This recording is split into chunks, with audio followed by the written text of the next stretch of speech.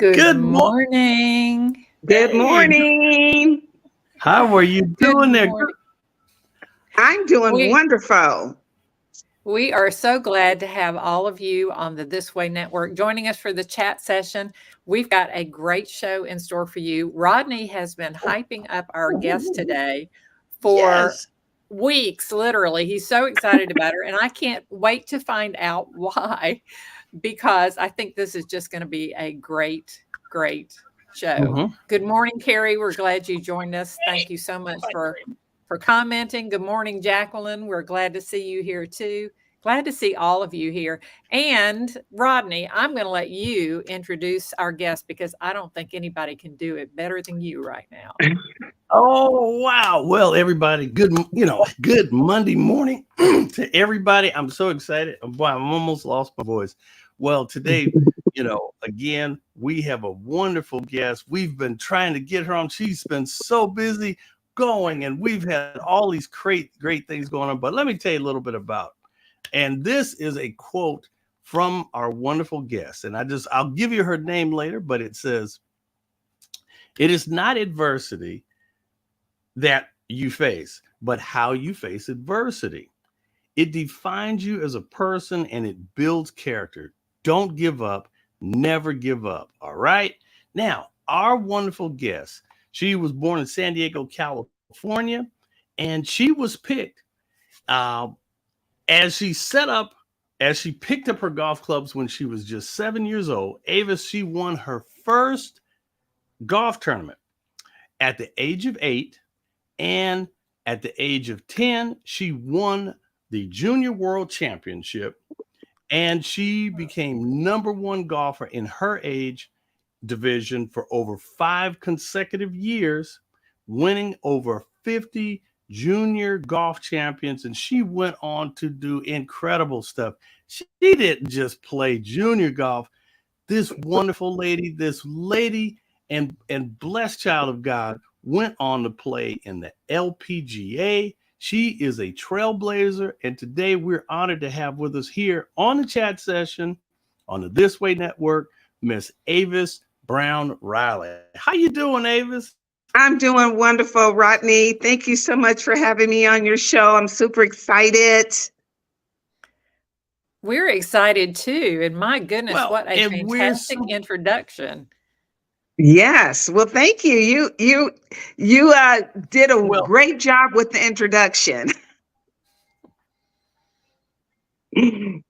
Well, there's so much more. I mean, if I honestly, everyone, we have a whole one-page sheet that is like layers thick. I mean, we'd lose a lot of time going through her wonderful introduction.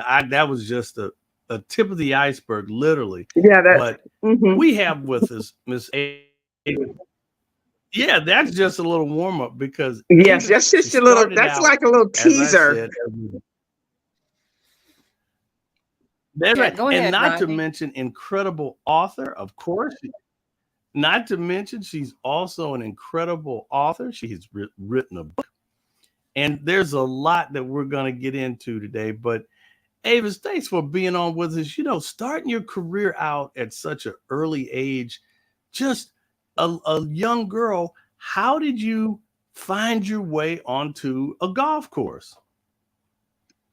Well, I found my way onto the golf course by the introduction of my father, Gordon Brown Sr., Mhm. out of Charleston, South Carolina. My parents, Harriet and Gordon, are both out of Charleston, South Carolina. And my father introduced me to the game of golf along with my 3 brothers and sister. A lot of people don't know that I have an older sister, Rosetta. But yeah, she had asthma, so she couldn't play golf. So we Mhm. were very fortunate to have Gordon as our dad because he introduced the game of golf to us in the early 70s, which was pretty unusual because if you recall, we just came out of the civil rights movements in 67, 68. And here we are, Mm. little kids of color out on the golf course and like, wow, who are you? And what are you doing? Right. And we're like, hey, we're here to play golf. We were Yeah. restricted, but we Yeah. were there. So my dad well, actually, my parents are still alive, so I just want to thank my parents for building a champion. My dad is 87 and my mom is 85. So it was very, very, very instrumental that my father was able to learn how to play the game of golf himself, and he taught myself and my three brothers. Rodney and Nina, we're known as the first Black prominent golfing family in the world.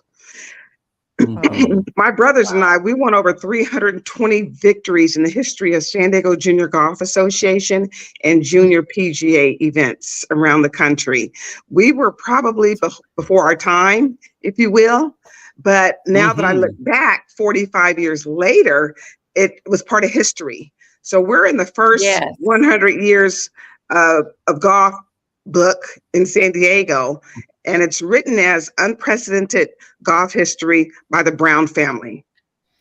So I don't think that record will ever be broken. That's a lot to have 4 kids play this wonderful game of golf. We all receive golf scholarships. I mean, we're just phenomenal golfers. Yeah. So was golfing something your dad already did? Was it a game he already loved, or did he just pick it up and then decide, oh, I'm going to teach my kids too? Great question. So in Charleston, when he was, I think, around 7 or 8 years old, he was with his cousins, and they were in a garage. Well, back then it was called a barn. They went into the barn and found a couple golf clubs, took the clubs along with the golf balls, and went across the street from his parents' house on James Island, where there's this high school still there, Gresham-Mega High School, and there was a baseball field. And that's where my dad learned to play this wonderful game of golf, and he got hooked immediately. So he became one of the best amateurs in the history of Charleston, and he helped break the color barrier, because back in the day, Blacks could not play golf in Charleston. So they would have to drive down to Wilmington, into Georgia, down to Florida. And so I'm really proud of my dad that they recognized him for helping breaking the color barrier in Charleston, South Carolina. And then not only that, but he also has Gordon Brown Day in San Diego. He was one of the best amateurs in the history of San Diego as well.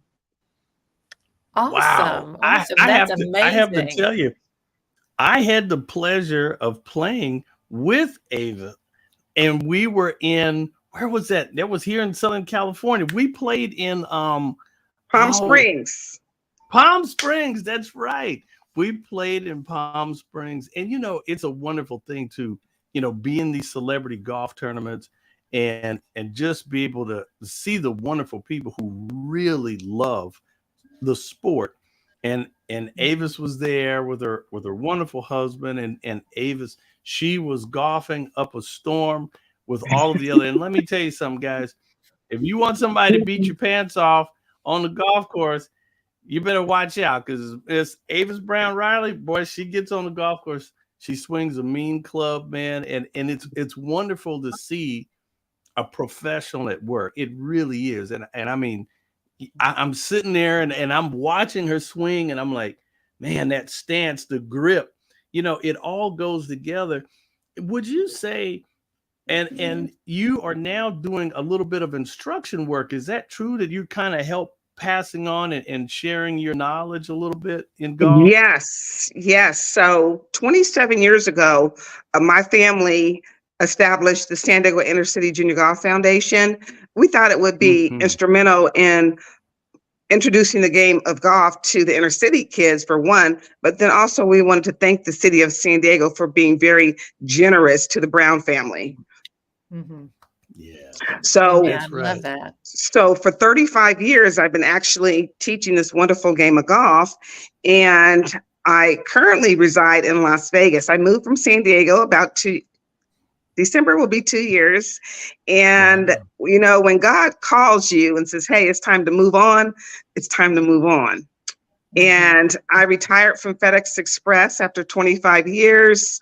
And I wrote the book of Building of a Champion while I was actually working at FedEx and building my career, or reestablishing my LPGA membership when I was still working at FedEx as well.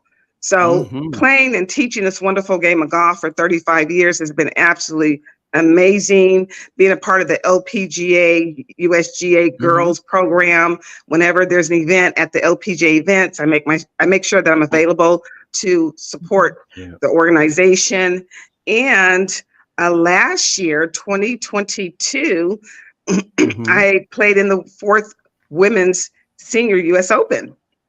And it was from there that Golf Galaxy reached out to me and says, hey, would love for you to work for us. So I'm currently the LPGA Class A teaching professional at Golf Galaxy in Las Vegas. There's 2. One is in Henderson and one is in Summerlin. So I work at the one in Summerlin. And it's wonderful. I love it. Well, that makes me excited for the people who get to work with you. Yes. Right. Oh, absolutely. Right. Yeah. And also, too, you are one of 14 African-American women to hold that LPGA Professional Golf Class A classification. I mean, one of 14 out of this whole entire world of golfers. And I mean, and that's just so amazing that you have this amount of history behind you, and the fact that you are teaching and passing this on to a generation, because when you were a little girl, it was kind of odd that you didn't see some of, other peers, that look like you out on the golf course, and now sharing the art. Now, I have a question. There's a lot of controversy going on right now between the golf associations and the big foreign, that is what is it? It's golf that's over in Dubai that started kind of the Live Tour. The Live Tour. Yeah. How is this considered a big opportunity, or is it just a sport going to another level? Well, that's a great question. Golf is around the world. And if you're good enough to play on the PGA Tour, the LPGA Tour, now the Live Tour, take advantage of whatever tour works in your favor. And it just so happens that, sure, the PGA has done phenomenal for a lot of players. It established a platform so they can play on a whole different level, along with the LPGA. So kudos to both the LPGA and the PGA. It's just so happened, the Live Tour is now in existence, and the money is quite remarkable. And so you get certain people that decided to move on for whatever reason. Everybody's entitled to their life and what they want to do, but then you have some that are loyal to those that allowed you this wonderful opportunity. So, to each his own. Yeah, I just wanted to know, because I know that, the numbers are incredible. And of course, with any major sport, sponsorship is very key. And so I'm excited because you shared with me too that you're also looking at creating your own golf line of products. Is that so, Avis? Yes. If I can get that off the ground, if and when, that's going to be phenomenal. I love to see the AVR golf apparel. We're working on some designs with a fashion designer. And so a lot of the clothing is not quite designed for certain cultures, if you will, that have a lot of shape and curves. And not everybody's a size 3 or a 5, so I'm thinking that we've got to expand the horizon with colors. I love colors. Women love colors, the beige, the navy blue, the black.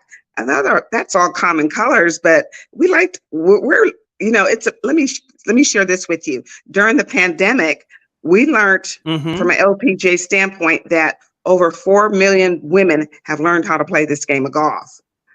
And minority women are playing this game like I thought I would never see before, because you mentioned, wow, what was it like for you to be the only Black girl in the 70s playing junior golf, collegiate golf, amateur golf, and then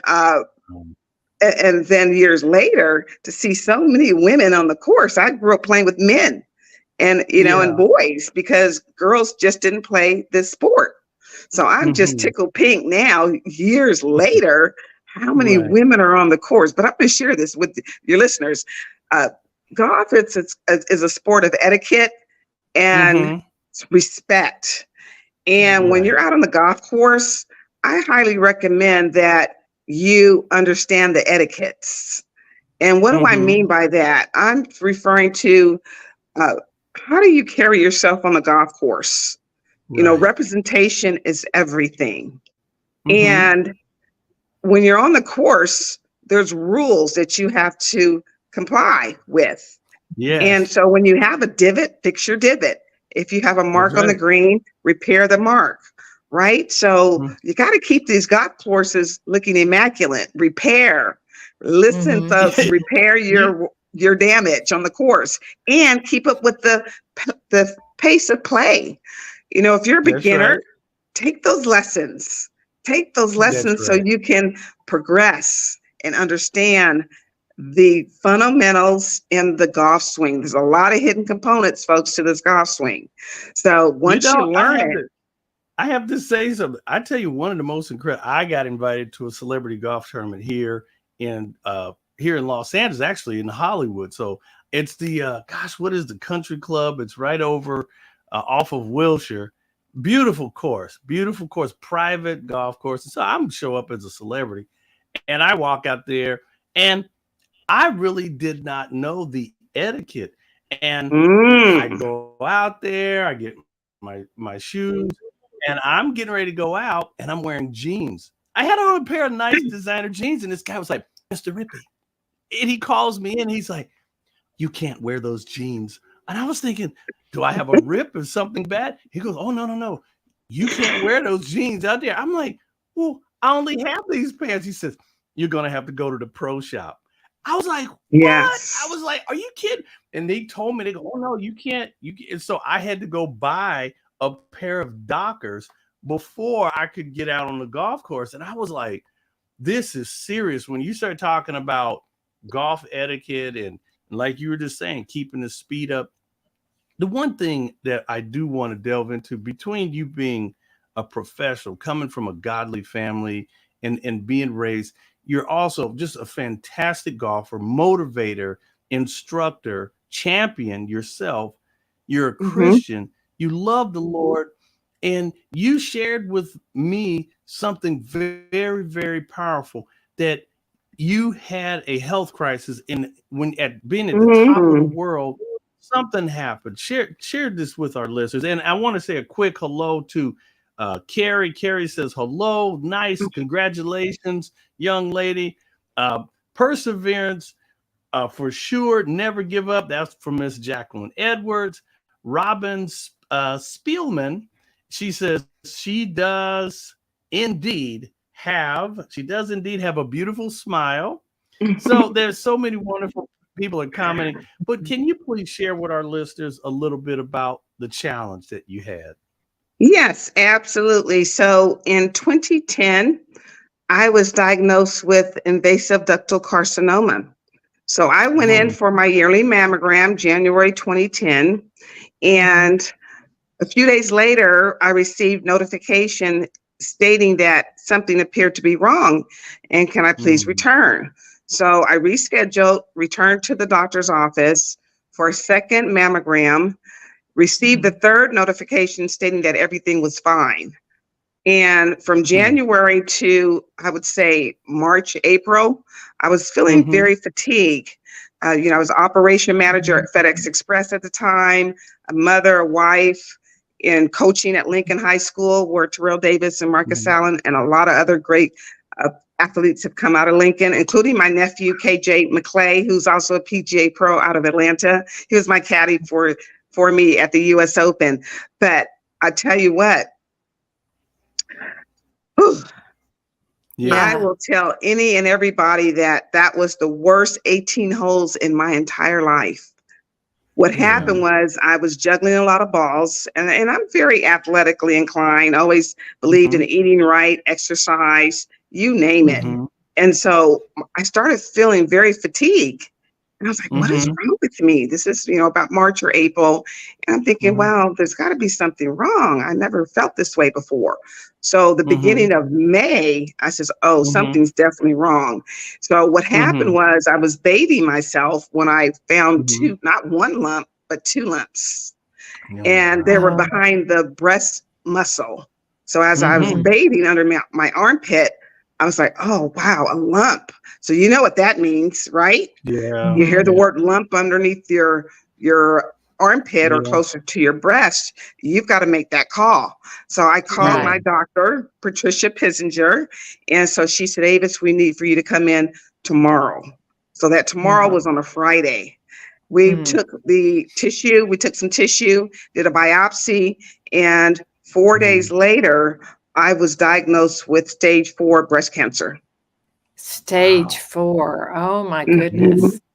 Avis, how did you feel when you got that diagnosis? I mean, did you just feel overwhelmed or like, oh no, this is a death sentence, or were you thinking, I'm going to fight this? Well, it's an automatic shock. It's a shock to the brain.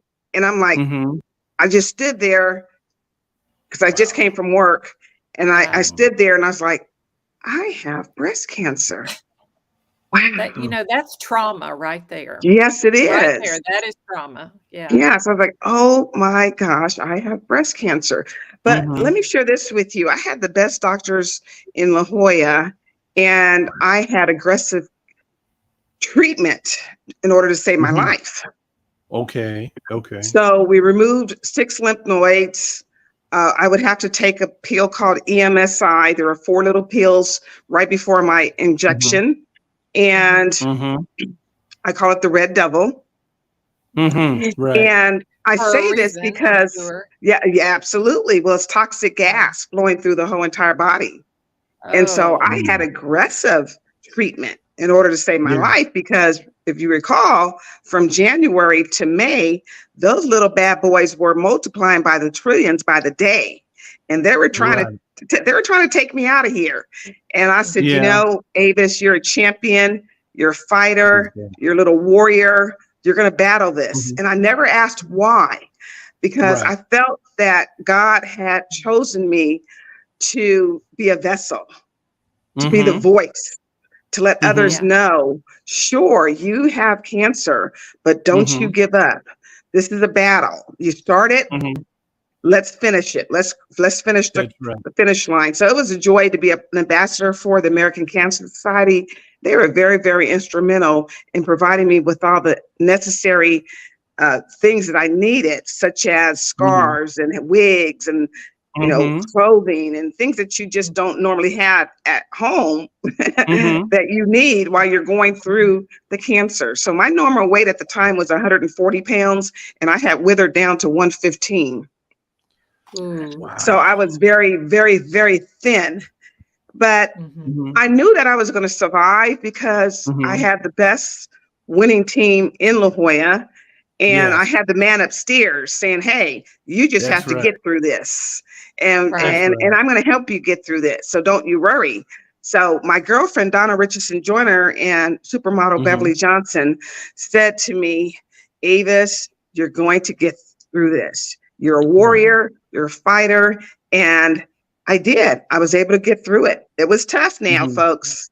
It was not easy breezy, as people call it. I had to go through the storm.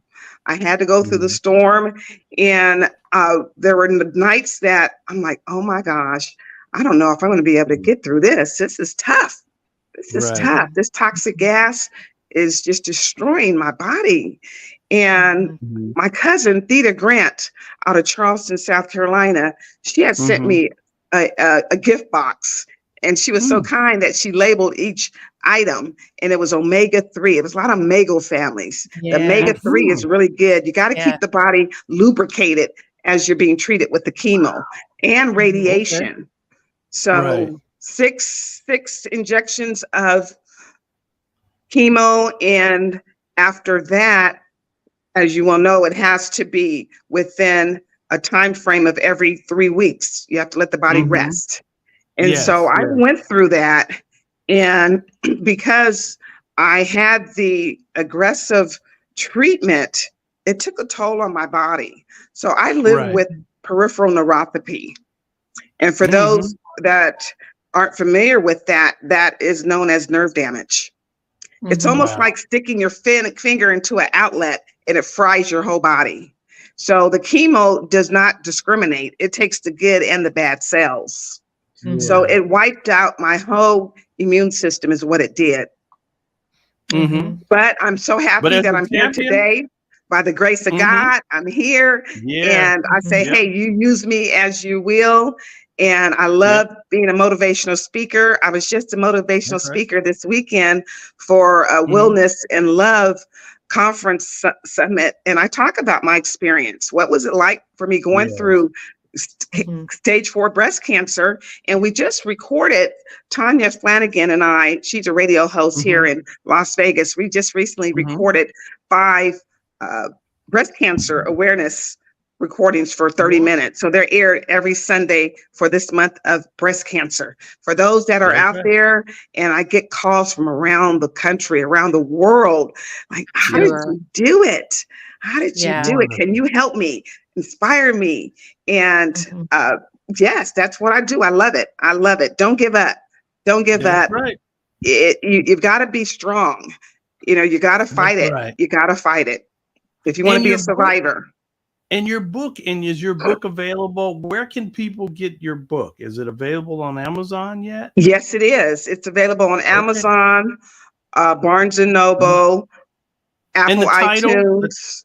And the title is title. Building of a Champion, How I Became a Good. Champion in Life, the Avis Brown Riley story. And I'm That's looking right. forward to hopefully one day it being a documentary and a movie. It's a great That's right. story. It's an We did. amazing story how I was able to overcome adversity through golf, Mhm. working for a Fortune Mhm. 500 company for 25 years as a leader. And now I am the 12th African American LPGA Class A teaching professional in the world.